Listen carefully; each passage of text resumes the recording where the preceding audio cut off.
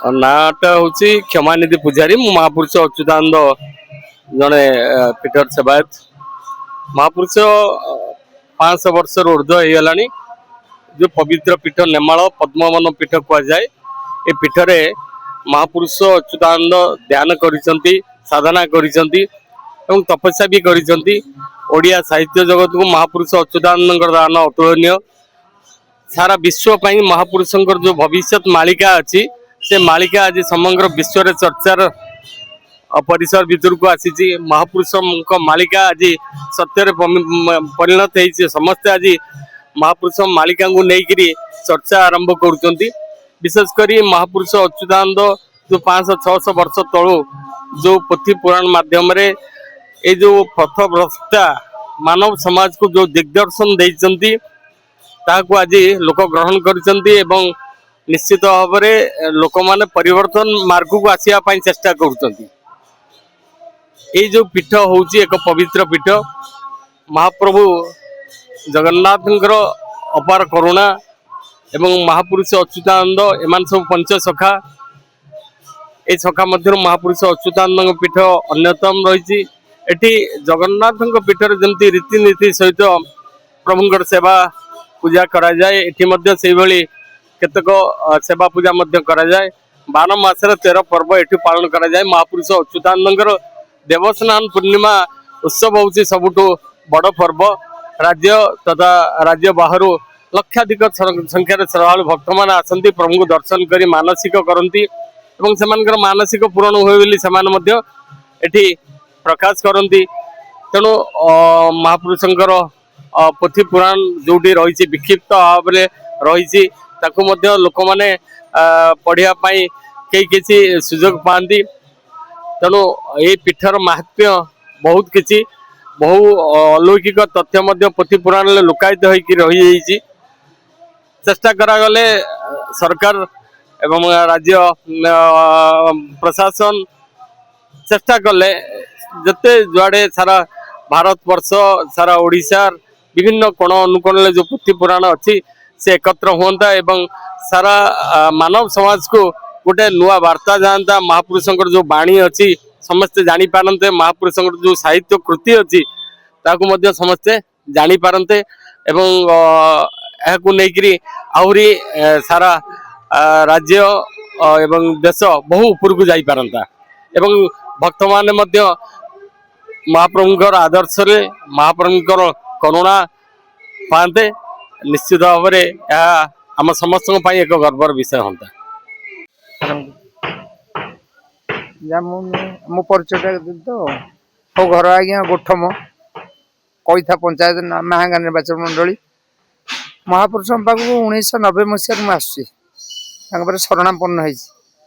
महापुरुष विषय कौन आज्ञा कह अनुभूति तो अनेक अच्छी से कथा कहले एमती मोर बहुत बड़ दुकान थिला से उजुड़ी गला परे महापुरुष पार आसी कहली प्रभु तमें मटी कौन मत मटी करदेव से आज्ञा छाड़ी गली महाप्रभु पाखु गली एठू महापुरुष पाक गली महाप्रभु को जगन्नाथ गति गली सेठू जाइए आज्ञा मु बालुगाँ चिलिका बालुगाँ रोचे छोटिया बेपारटी कर बहुत आनंद रखी महापुरुष आठू आसी होनी कि मसक मस ठाकुर पाक किसी प्रणामी झी मोर जी अच्छा वैष्णव धर्मी पाखक मुझे मैंने महापुरुष अशेष कृपा आम प्रति अच्छी जगन्नाथ जमी अच्छी महापुरुष अच्छी नेमाल गादी गसाई मो पिला बेलू मुझे दर्शन कर 1990 मसीह मुझे समर्पण हेली पाखे से कष्ट कष्ट जहाँ प्रभु उद्धार कर दे मत बहुत अनुभूति आज्ञा कौन कह बहुत असंख्य अनुभूति अच्छी।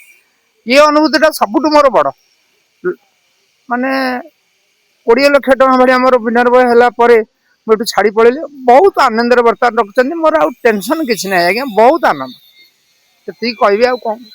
मु श्री ऋषिकेश पूजारी प्रभुंकर सेवायत महापुरुष अच्युतानंद दीर्घ 600 वर्ष तले ये जगार पद्मभवन स्थान पद्मभवन पीठ ये जगार ना से जगार प्रभु मणिबेदी उपर विराजमान कर तेणु महापुरुष तांकर पद्मभवन गुप्त कहानी गीतार लिखिले जे पद्मभवन क्षेत्र में पद्मजनी ब्रह्मा ସଦାସର୍ବଦା ପ୍ରଭୁଙ୍କୁ ଆରାଧନା କରି ଶେଷରେ ସେ ସିଦ୍ଧିତ୍ୱ ଲାଭ କରିଥିଲେ। ତେଣୁ ମହାପୁରୁଷଙ୍କ ଭାଷାରେ ये जो जगह ये जगार प्रति जो बर यू निर्माल बट बोली कहती जगतर दुईटी आज्ञा शांत पुरी रही कालिया शांत एवं निर्माल रही माटी गदा शांत बोली कह जाए महापुरुष अच्युतानंद यही जगार आपणकर कला पहाड़ पीरियड ठारू जिते बड़े आपणकर प्रताप रुद्रदेव ठारू द्वितीय अनंत केशरी पर्यंत 130 वर्ष ये ब्रह्मलीन हो रही है।